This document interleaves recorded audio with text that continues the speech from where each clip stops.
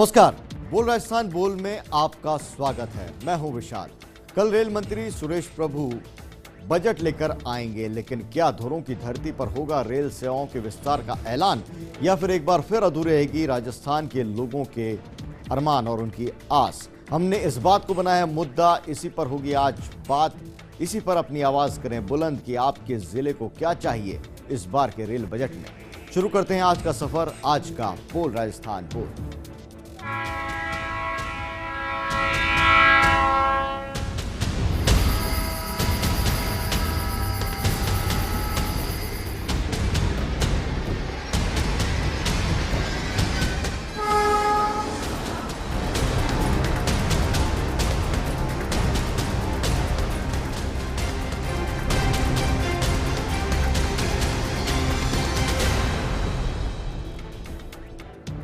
Rail budget आते ही राजस्थान के लोगों की धड़कन बढ़ जाती है, क्योंकि आजादी के बाद से अब तक राजस्थान को रेल सेवाओं के मामले में वो स्थान नहीं मिल पाया है जिसकी यहां के लोगों को उम्मीद रहती है।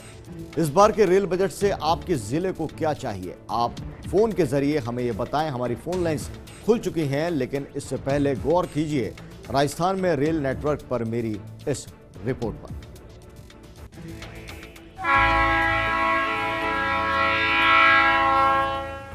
देश का सबसे बड़ा राज्य राजस्थान रेल सुविधाओं के विस्तार के लिए तरस रहा है। आजादी के बाद अब तक राजस्थान के टोंक और बांसवाड़ा तो ऐसे शहर हैं जहां पर पीढ़ियों ने अपने शहर में रेल में सफर नहीं किया है। यह हालात बताते हैं कि राजस्थान में रेलों की स्थिति क्या है। रेल मंत्रालय से पूछिए तो उसे लगता है कि जिस तरह से राजस्थान का भौगोलिक विस्तार है, यहाँ रेल चलाना उसके लिए घाटे का सौदा है। ये दलील इतनी भारी पड़ी है कि राजस्थान के बांसवाड़ा जिले को रेल नेटवर्क से जोड़ने के लिए राजस्थान सरकार को देश का पहला ऐसा समझौता करना पड़ा है जिसमें रेल मंत्रालय और राज्य सरकार के बीच 50-50 की भागीदारी में परियोजना तैयार हो रही है। यानी आधा पैसा राजस्थान सरकार इस परियोजना के लिए देगी। ये हालात बता रहे हैं कि रेल मंत्रालय राजस्थान में रेल विस्तार की मांग को किस तरह से देखता आया है। टोंक में क्या हुआ? टोंक में एक के बाद एक कई पार्टियों के जनप्रतिनिधि इसी मुद्दे पर चुनाव जीतते रहे और अभी तक टोंक के लोगों की आरजू अधूरी ही रही है। जबकि टोंक सवाई माधोपुर से सांसद नमो नारायण मीणा केंद्र सरकार में वित्त राज्य मंत्री रहे, लेकिन टोंक का सपना अब तक पूरा नहीं हो पाया। राजस्थान की स्थिति बड़ी विकट है। भौगोलिक विस्तार जहां सुविधाओं को आने नहीं देता और नक्शे में राजस्थान उस जगह पर है जिसके बिना केंद्र सरकार की देशव्यापी कोई योजना आकार नहीं ले सकती। अब दिल्ली मुंबई फ्रेट कॉरिडोर को ही लीजिए। हालात ये है कि इस कॉरिडोर का 40% हिस्सा राजस्थान से गुजरेगा, लेकिन राजस्थान के लोगों को प्रत्यक्ष रूप से इसका कोई फायदा नहीं होगा। मतलब फ्रेट कॉरिडोर से गुजरने वाली गाड़ियों का कोई ठहराव राजस्थान में नहीं होगा। अलबत्ता इसकी वजह से जो इंडस्ट्रियल डेवलपमेंट होगा उसे नकारा नहीं जा सकता, लेकिन मुद्दा तो यह है कि सवाई माधोपुर से जैसलमेर जाने वाले या फिर डूंगरपुर बांसवाड़ा से गंगानगर जाने वाला आम राजस्थानी आखिर रेल का सफर कैसे करे, क्योंकि 500 किलोमीटर से भी ज्यादा का सफर बसों के जरिए करना केवल राजस्थान में ही होता है। राजस्थान में रेलों का विस्तार नहीं तो फिर लोगों में रेलों में सफर करने की ज्यादा आदत भी विकसित नहीं हो पाई है। राजस्थानियों की एक बड़ी तादाद राजस्थान से बाहर है, लेकिन यहाँ तक रेल के जरिए आने के लिए उनके पास अभी भी विकल्प सीमित हैं। यानी राजस्थान की बड़ी आबादी को चाहे अनचाहे बसों में ही सफर करना होता है। राजस्थान से रेल मंत्री बने सीपी जोशी ने भीलवाड़ा को मेमू कोच फैक्ट्री की सौगात तो दी, या फिर गहलोत सरकार के वक्त राजस्थान को सबसे ज्यादा 29 रेलवे ओवरब्रिज बनाने की योजना को मंजूरी मिल गई, लेकिन अभी भी राजस्थान के लोगों के लिए बड़ी जरूरत है रेल के जरिए आसान सफर हो। राजस्थान में रेल लाइनों के विद्युतीकरण का अपने आप में एक अलग बड़ा मुद्दा है। एक बड़ा हिस्सा इसके बिना ही चल रहा है राजस्थान में। भारत में रेल सेवाओं के नक्शे को देखें तो साफ लगता है कि राजस्थान के साथ बड़ा अन्याय हुआ है। अब इसकी वजह राजनीतिक माने या फिर भौगोलिक परिस्थितियां, लेकिन सच्चाई यह है कि बड़ी आबादी राजस्थान में रेल सेवाओं के विस्तार का इंतजार कर रही है। रेल मंत्री सुरेश प्रभु के पिटारे से राजस्थान के लिए क्या निकलेगा, ये अभी पहेली है। लेकिन आपके शहर में, आपके जिले में कैसी होनी चाहिए रेल सेवाएं? बोल राजस्थान बोल के जरिए अपने हक की आवाज को करें बुलंद, ताकि हुक्मरानों तक पहुंचे आपके बोल। खुल चुकी हैं हमारी फोन लाइंस, इन मुद्दों पर करें गौर। क्या राजस्थान में रेल सेवाओं के विस्तार से आप संतुष्ट हैं? क्या रेल विकास में राजस्थान की अनदेखी हुई है? आप रेल सुविधाओं में क्या चाहते हैं बदलाव? आपके जिले को क्या चाहिए रेल बजट में? इन मुद्दों पर बनाएं अपनी राय और 0141 51 56 102 0141 51 56 113 इन नंबरों पर कीजिए मुझसे बात। बोल राजस्थान बोल के इस लाइव शो में खुल चुकी हैं हमारी फोन लाइंस।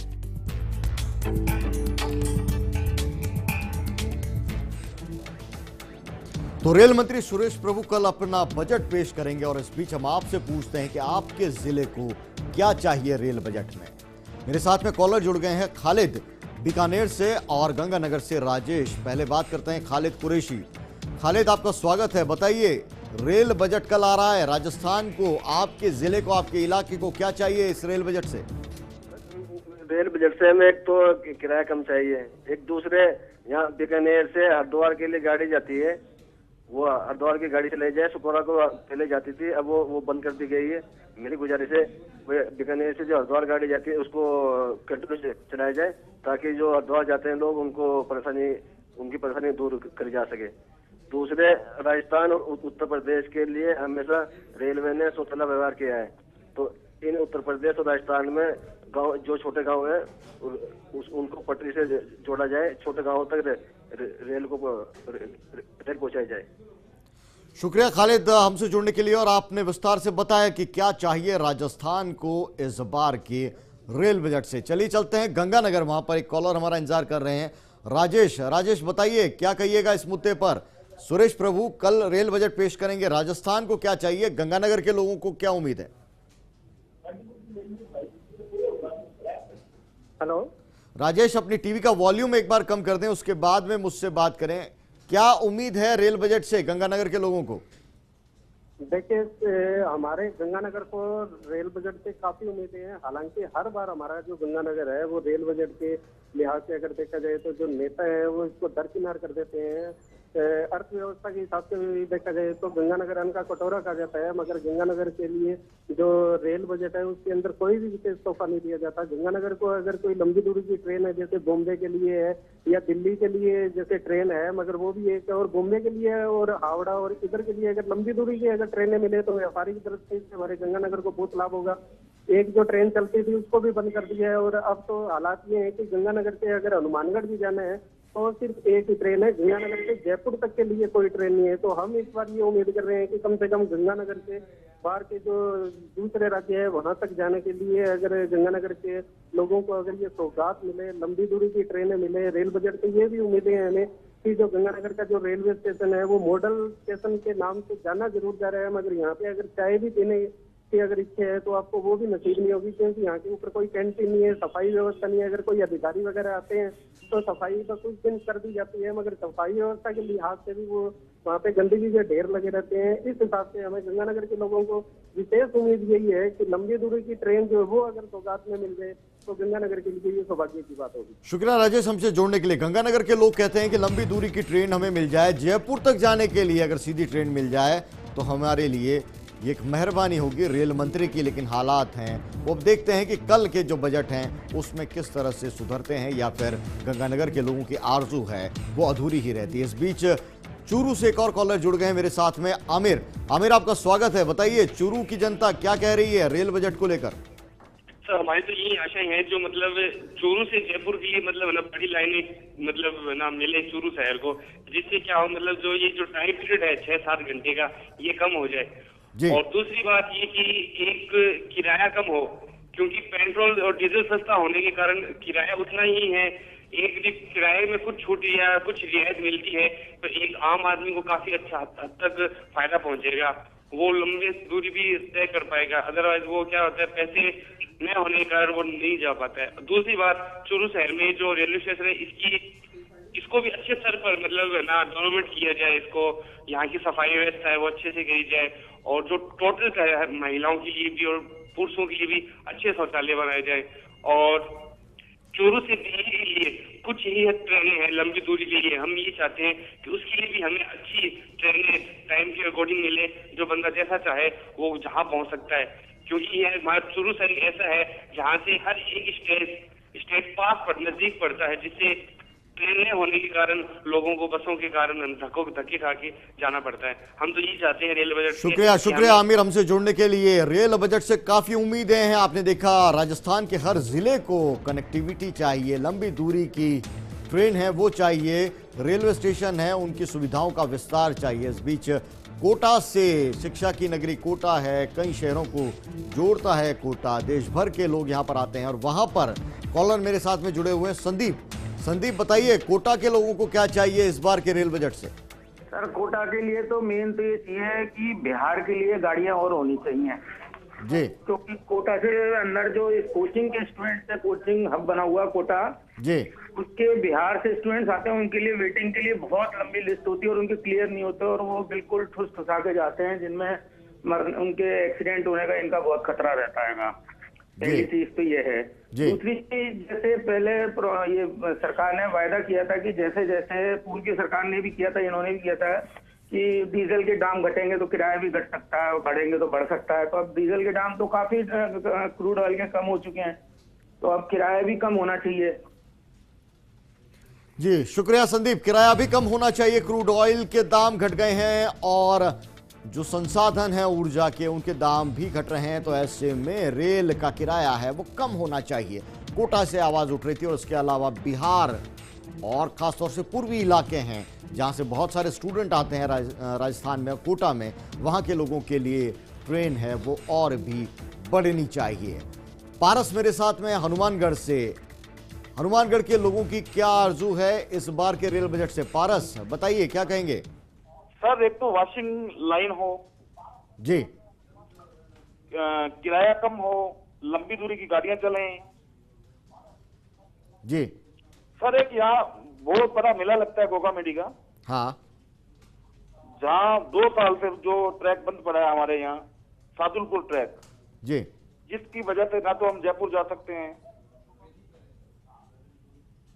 दूसरा रावत और पल्लू में भी बहुत बड़ा मेला लगता है साल में 2 बार जी, और वहां के लोगों ने ट्रेन देखी नहीं है।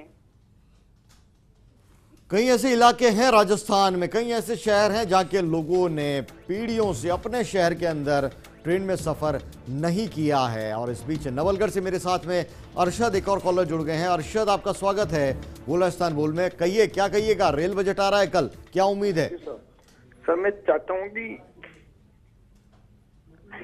हेलो अरशद आपकी आवाज आ रही है, टीवी का वॉल्यूम कम करके मुझसे बात करें। Hello sir, thank you sir. Sir मैं चाहता हूँ कि हमारे 1 साल हो चुकी, कम से कम 2 साल हो चुके कि ट्रेन चालू होगी, अभी तक हमारे नवलगढ़ में चालू नहीं हुई। कि बड़ा ब्रॉडगेज आने वाली थी, ब्रॉडगेज अभी तक लाइन नहीं आई और उन्होंने कहा था मार्च तक आएगी, अभी तक कोई मार्च तक नहीं है। हम स्टूडेंट को सबको प्रॉब्लम हो रही है कि बस में आने जाने से बहुत ज्यादा दिक्कत होती है।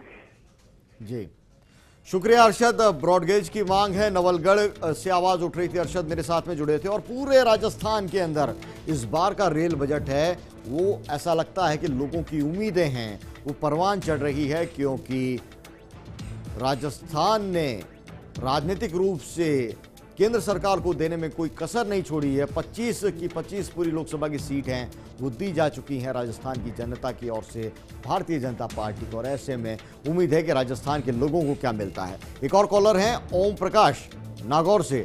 ओम प्रकाश जी स्वागत है, बताइए क्या कहिएगा इस मुद्दे पर? रेल बजट आ रहा है, नागौर के लोग क्या कह रहे हैं? ये है कि फुलेरा से जोधपुर तक डबल लाइन नहीं है, इससे कई बार गाड़ियां बहुत लेट देरी से आती है और काफी परेशानी होती है यात्रियों को जी। इसके अलावा यहाँ फुलेरा से जोधपुर तक के जो अधिकांश रेलवे स्टेशन के प्लेटफॉर्म है वो अभी अंग्रेजों के जमाने से बने हुए हैं, तो वो काफी नीचे हैं और वो मीटर गेज के प्लेटफॉर्म है। तो महिला यात्रियों को और बड़े बुजुर्ग को उतरने में काफी परेशानी का सामना करना पड़ता है। तो हम ये चाहते हैं कि इस रेल बजट में जो पुराने रेलवे स्टेशन है उनके प्लेटफॉर्म ऊपर कराए जाए। और कुचामन सिटी के लिए विशेष इसलिए है कि यहाँ एक शिक्षा नगरी है, काफी 25-30 हजार स्टूडेंट बाहर के पढ़ते हैं यहाँ पर। और एक मुख्य मांग यहाँ की ये रही है हमेशा से कि जोधपुर से जो इंदौर से जो जयपुर चलने वाली इंटरसिटी है उसका स्टॉपेज नहीं है यहाँ पर। जी। तो ये जयपुर के लिए सबसे बढ़िया साधन था, लेकिन काफी प्रयास के बाद भी आज तक ये स्टॉपेज का हो नहीं पाया है। तो हम चाहते हैं कुचामन सिटी में इस इंदौर जयपुर इंटरसिटी का, जोधपुर इंदौर इंटरसिटी का स्टॉपेज हो। शुक्रिया ओम प्रकाश जी। रेल मंत्री से क्या उम्मीदें वो आपने बताई नागौर की जनता की। और एक और कॉलर मेरे साथ में जुड़ेंगे, लेकिन वक्त एक छोटे से ब्रेक का है। रणजीत कौर इंतजार कर रही है डूंगरपुर से, जो कि फोन लाइन पे जुड़ेंगे, और उसके अलावा कपिल है हनुमानगढ़ से, वो जुड़ेंगे। लेकिन छोटे से ब्रेक के बाद में आपसे फिर जुड़ते हैं। वक्त एक छोटे से ब्रेक।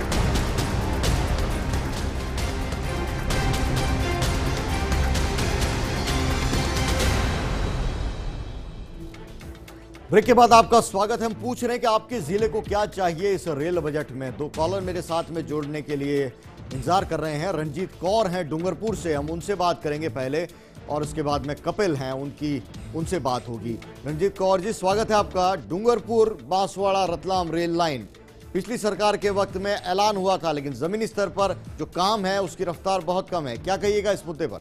हाँ, तो एक तो जो किसान मुआवजा मांगते हैं उनको दुगुना मुआवजा देकर भी हो जाए काम जल्दी। डूंगरपुर बांसवाड़ा अभी तक काम चालू ही नहीं हुआ है। ब्रॉड गेज के लिए बजट ज्यादा हो सरकार की तरफ से तब काम चालू होगा। अटक जाता है, 0 से 5 किलोमीटर में ही काम अटक गया। दुगना मुआवजा सरकार नहीं दे रही है तो जी। अब समझाइश हुई, आज की न्यूज है, तो उनको मिला है थोड़ा सा कुछ किलोमीटर का 68 खातेदारों को उन्होंने पैसे दिए। ये जल्दी थोड़ा दुगना मुआवजा देकर भी अगर राजस्थान का विकास है तो दक्षिणी राजस्थान बिल्कुल बैकवर्ड इलाका है, तो बजट ज्यादा आए, यही उम्मीद है हमारी। तो शुक्रिया रंजीत कौर जी हमसे जुड़ने के लिए। डूंगरपुर से आवाज थी। और कपिल मेरे साथ में जुड़ गए हनुमानगढ़ से। कपिल, बताइए इस मुद्दे पर क्या कहेंगे? रेल बजट है, कल आने वाला है, हनुमानगढ़ के लोग हैं, वो क्या कह रहे हैं? जी, हनुमानगढ़ के लोगों को रेल बजट से बहुत ज्यादा उम्मीदें हैं। हनुमानगढ़ के लोग चाहते हैं कि हनुमानगढ़ में वॉशिंग लाइन हो, जिसके कारण यहाँ लंबी दूरी की जो ट्रेनें हैं उनका ठहराव हो सके और यहाँ और भी कर्मचारी आ सकें। जो रेलवे कॉलोनी है उसकी दुर्दशा हुई पड़ी है वो भी ठीक हो सके। और लोगों का ये भी मानना है कि यहाँ अगर सादुलपुर जो ट्रैक है इसको जल्दी से अमान परिवर्तन किया जाए।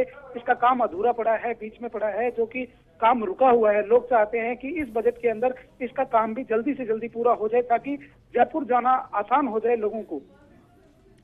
जी शुक्रिया कपिल। हनुमानगढ़ से आवाज थी कि जयपुर जाना आसान हो जाए, उसके लिए रेल सेवाओं का विस्तार जरूरी है। अहमद है मेरे साथ में, बीकानेर से जुड़े हुए हैं। अहमद, आपका क्या कहना है रेल सेवाओं को लेकर? रेल बजट कल आने वाला है, क्या उम्मीद है बीकानेर के लोगों की? नमस्कार जी सर, एक तो किराया तो कम किया जाए, दूसरे रेलवे को चाहिए रेलों की स्पीड बढ़ाई जाए। दूसरे यहाँ बीकानेर से अजमेर की सीधी सेवा नहीं है, रेल सेवा नहीं है, तो अजमेर को सीधा बीकानेर से जोड़ा जाए। यहाँ जो बीच में पटरी है उनको चलाया जाए जी। मतलब शुक्रिया अहमद हमसे जुड़ने के लिए। बीकानेर से आवाज उठ रही थी रेल सेवाओं के विस्तार को लेकर। और चलिए फिर से चलते हैं दक्षिणी राजस्थान में, जहां पर एक कॉलर इंतजार कर रहे हैं। राकेश मेरे साथ में जुड़े हुए हैं उदयपुर से। राकेश जी, क्या कहिएगा इस मुद्दे पर? रेल बजट को लेकर उदयपुर संभाग के अंदर किस तरह का माहौल है, क्या उम्मीद है उदयपुर की? नमस्कार साहब। टीवी का वॉल्यूम कम कर दें राकेश, इसके बाद मुझसे बात करें। नमस्कार साहब जी, ये हम उदयपुर अहमदाबाद वाला चाहते हैं सर। हम जी जी काफी टाइम से इंतजार है, पर्यटक नगरी उदयपुर सब जिलों की सर, और यहाँ पे सारे हिंदुस्तान से पर्यटक यहाँ आते हैं, मगर अहमदाबाद वाला नहीं होने से बहुत प्रॉब्लम है यहाँ सर। जी शुक्रिया राकेश हमसे जुड़ने के लिए। बोल राजस्थान बोल के जरिए आप आवाज बुलंद कर रहे हैं कि राजस्थान में इस बार का जो रेल बजट है केंद्र सरकार का, उसमें राजस्थान को क्या चाहिए।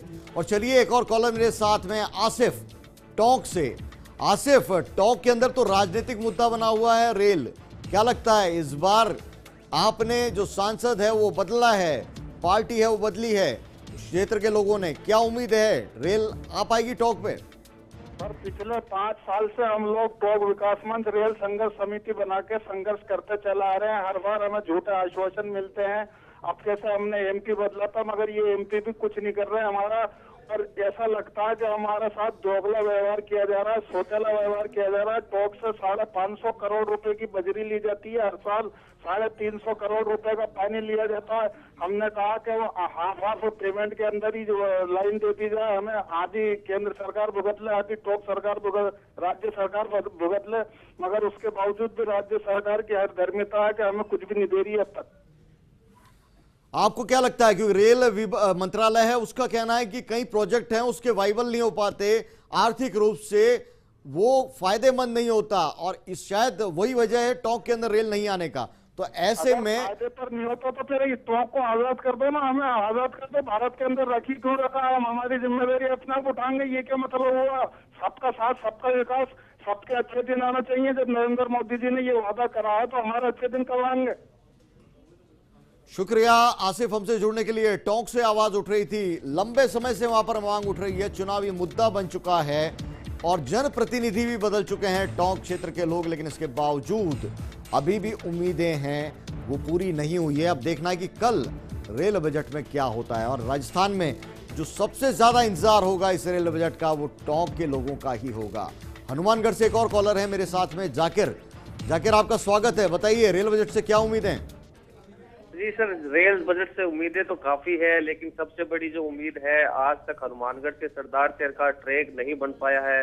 हालांकि पूर्व प्रधानमंत्री अटल बिहारी वाजपेयी जी यहाँ पर आए थे, घोषणा की थी कि हनुमानगढ़ से सरदार शहर का रेलवे ट्रैक बिछाया जाएगा, लेकिन आज तक नहीं बिछा है। और वहीं जो अब सादुलपुर का जो ट्रैक बनने लग रहा है, काफी समय हो गया वो शुरू नहीं हो पाया है। गंगानगर के लिए भी ट्रेन एक ही चला रखी है, अभी काफी ट्रेनें चलनी चाहिए, नहीं चला रखी। वादे करते हैं, यहाँ पर अधिकारी आते हैं, दौरा करते हैं, लेकिन वादे करके चले जाते हैं। अब देखते हैं बजट के अंदर वो वादे पूरे करते हैं या नहीं करते हैं। शुक्रिया जाकिर। हनुमानगढ़ से आवाज आ रही थी कि किस तरह से वहां पर अटल बिहारी वाजपेयी जो पूर्व प्रधानमंत्री थे वो वहां पर आए थे और उन्होंने सरदार शहर तक लाइन बिछाने का वायदा किया था, लेकिन वो वायदा अब तक पूरा नहीं हो पाया है। और हम आपसे पूछ रहे हैं कि आपके जिले को क्या चाहिए इस बार के रेल बजट में। पिछला अगर बजट देखें, वो ग्राफिक्स हम आपको लगातार दिखा रहे हैं कि पिछले बजट के अंदर क्या कुछ खास रहा था और पिछले बजट में क्या अधूरी आस रही है राजस्थान की।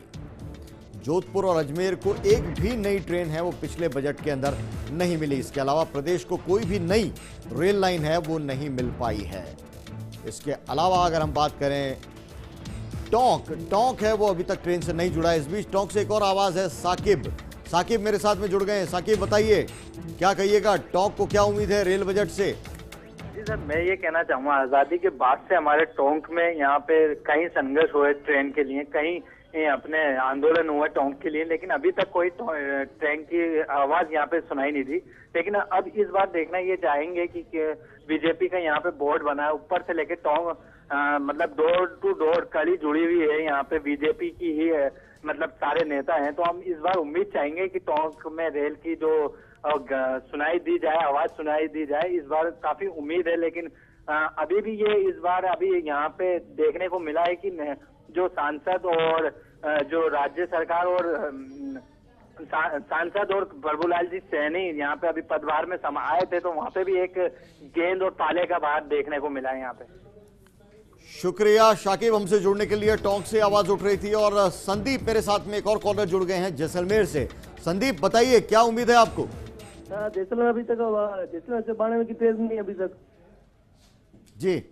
जैसलमेर से बाड़मेर की रेल नहीं है अभी तक, जैसलमेर से हरिद्वार की नहीं है जी। और यहाँ से सोनू में सीमेंट की फैक्ट्री है, वहाँ पे ट्रेन का बोल दिया, अभी तक ट्रेन चली नहीं वहाँ पे। जी, शुक्रिया संदीप हमसे जुड़ने के लिए। और बोल राजस्थान बोल के अंदर हमने आपको बताया कि किस तरह से स्थितियां हैं वो अपनी जगह कायम है, लोगों की उम्मीदें कायम है। और उस बीच कल सुरेश प्रभु रेल बजट पेश करेंगे तो राजस्थान की उम्मीदें हैं वो परवान चढ़ेंगी। और जहां कई राज्य ऐसे हैं जहां रेल सेवाएं वहां के लोगों के लिए लाइफलाइन बन चुकी है, लेकिन राजस्थान में अभी भी उतना राजस्थान भाग्यशाली नहीं रहा है।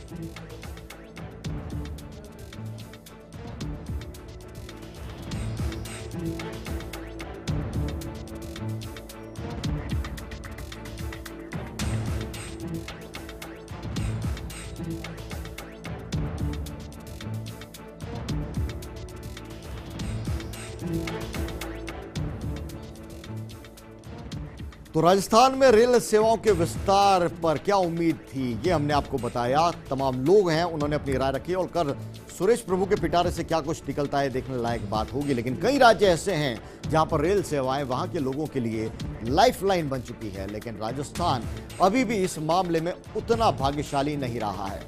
तो सुरेश प्रभु के पिटारे से क्या कुछ निकलेंगे क्रांतिकारी फैसले राजस्थान को लेकर? क्या रेल नेटवर्क के नक्शे में बदलेगी राजस्थान की सूरत? आपकी तरह मुझे भी सूरत बदलने का है इंतजार। बोल राजस्थान बोल में मुझे दीजिए इजाजत। देश दुनिया की बाकी खबरों के लिए आप देखते रहिए फर्स्ट इंडिया न्यूज। नमस्कार।